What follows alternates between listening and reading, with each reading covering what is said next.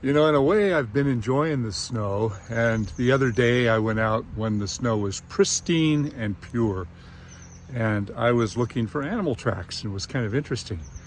And I went up to the top of the road, and there was not a single human track anywhere. There was pure white crystal snow.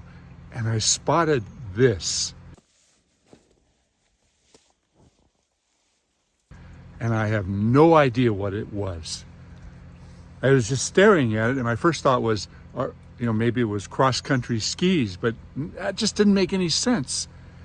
And for the life of me, I still have no idea what it was. And it's gone now, but I don't know. What do you think it was? I'm blown away.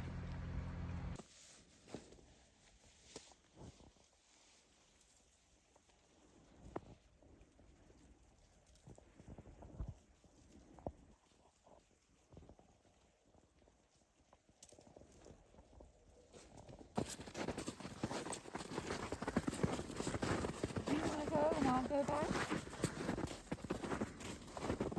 You know, this part of California where I live, we are definitely not prepared for this much snow. The trees were not prepared for the snow, but the people are not prepared for this much snow. And I tell you, there's a few things that I have learned. I have a diesel generator, and a lot of people were saying, oh, you should get a propane generator, or you should get the power wall and solar panels. Well, a lot of my friends up here have propane generators, and now that they're out of propane, they're not getting deliveries, so that's kind of messing with their heads. I've got another friend that has a couple of those big Tesla power walls and solar panels on the roof, but they used up all the power very quickly. I must say, it was like less than 2 days, and it was drained.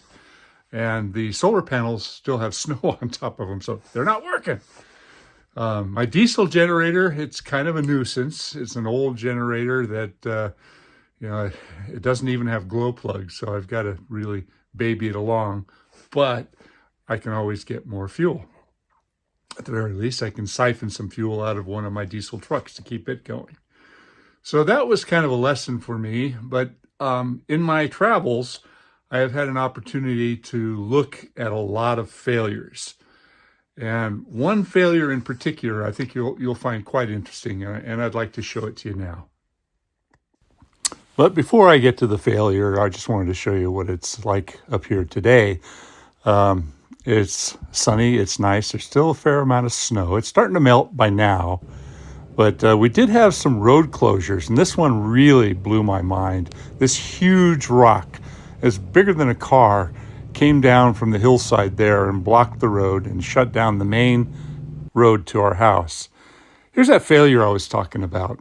This is a great big live oak. It's actually a Quercus agrifolia, which is not the common live oak up here, but it was a significant tree. The woman absolutely loved this tree. It was like the focal point of her garden.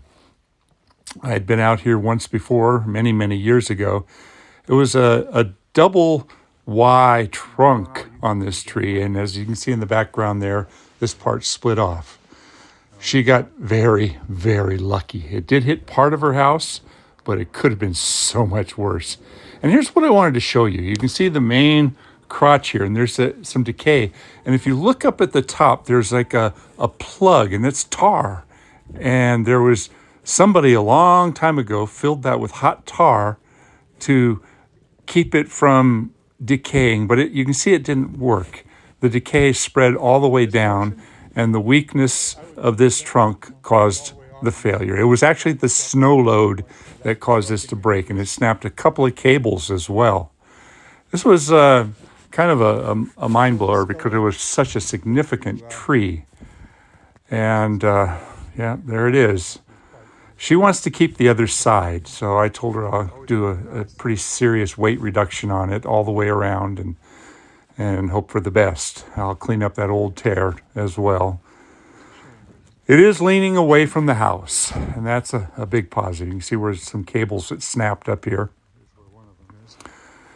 She has some really nice Japanese maples that it's going to be a challenge to get these logs out of here without smashing them. You can see there's one of the old cables. There was 2 cables up there. I didn't put those in there. I've not done any work on that tree.